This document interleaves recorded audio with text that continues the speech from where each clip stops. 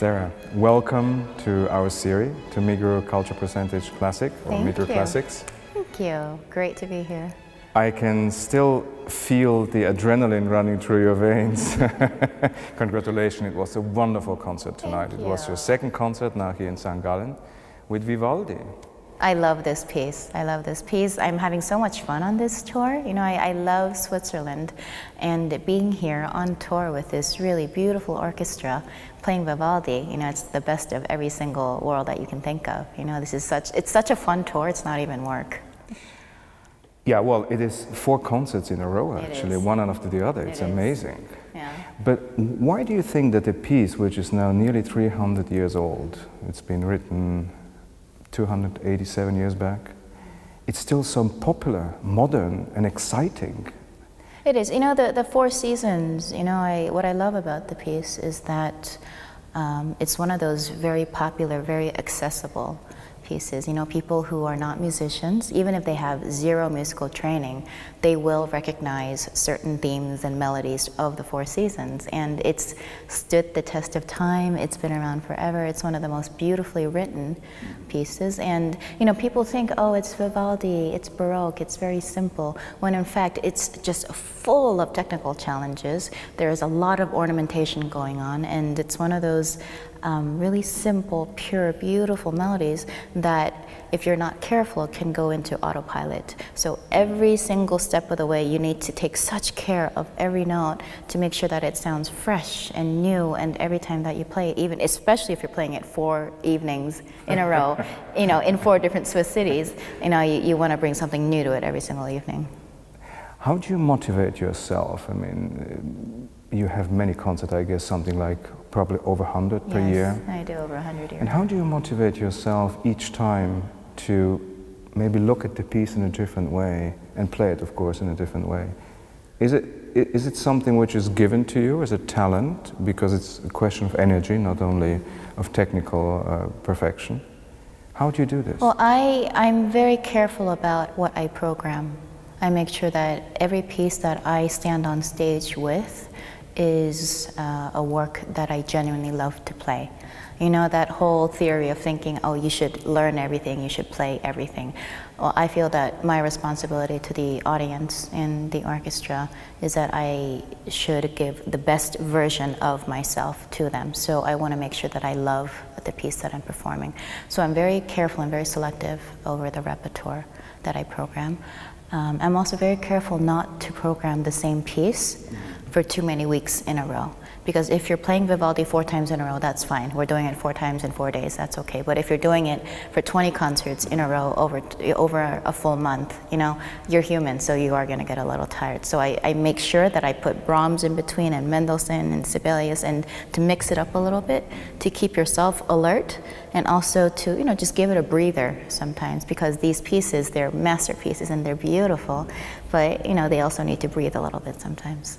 You were just saying to keep yourself alert. I think you're also keeping the public alert, because what I noticed today and yesterday, and in general in your playing, is you're taking risks, and you're taking lots of risks. I'm not talking about technical risks, of course, you always do, and every great virtuoso has done this, but musically, and each time is a little different. Do you do this on purpose, or is it something which comes more naturally to you? Because taking risks actually is also something very exciting, because you stay awake. Exactly, exactly. No, taking risks can be a fantastic thing if it turns out in your favor when you're on stage, and you never want to be stupid about it. But I think with a piece like Vivaldi, where it's such a chamber piece, you know, we're doing this without a conductor. We're doing it with a reduced small chamber, you know, string orchestra. So it really is such an intimate setting on stage. And when you have a small group like this, you really can do different things every day. You know, every rehearsal I've had with this group and every concert so far has been so different, and we don't plan it. You know, we do of course go through sections and make sure that we're in sync where we need to be, but you know, things happen when you're on stage and everyone's spontaneous, and these musicians, they're phenomenal. You know, they take risks with you. Yeah, they take, you know, yeah. They're so musical. They're so musical. Like they're overflowing with musicality. And then you have this awesome concertmaster, you know, who is sort of the backbone. You know, you can see that he's. You know, I tend to look a lot at the cellist who's playing, because there's a lot of stuff in unison with the cello in this piece.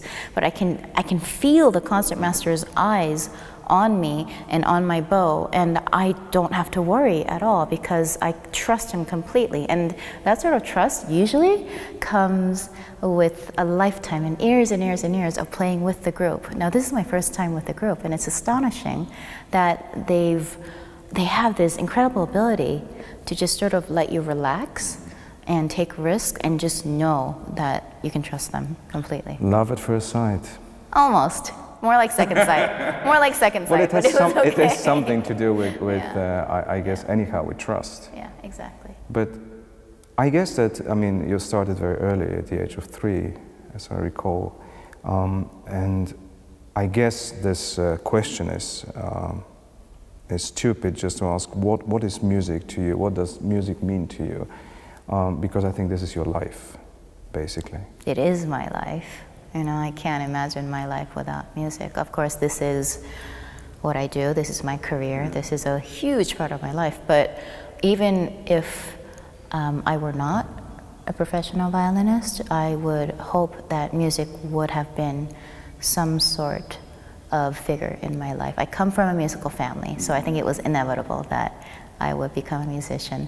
But, you know, I think music, it has this ability, you know, I'm not going to say it's, you know, those corny lines that everybody uses, you know, it's the one and only universal language, which it is, but I also think that it has this ability to reach into your soul, right? Actually reach in and grab your soul and make you experience what the composer wanted you to experience. Now, if it's a piece, a bubbly, happy piece like the Vivaldi or the Mendelssohn Concerto, that's one thing. If the audience leaves a concert and they're smiling and they want to come back to the next concert, that is fantastic. But then there are pieces like Shostakovich and Prokofiev, and pieces that literally drain every ounce of energy out of you, and it's as if somebody reaches inside your guts and just wrenches out your heart, and you try to give every part of yourself to the audience, and you try to make sure that they feel what you're feeling when they leave the concert hall. And if that means that they're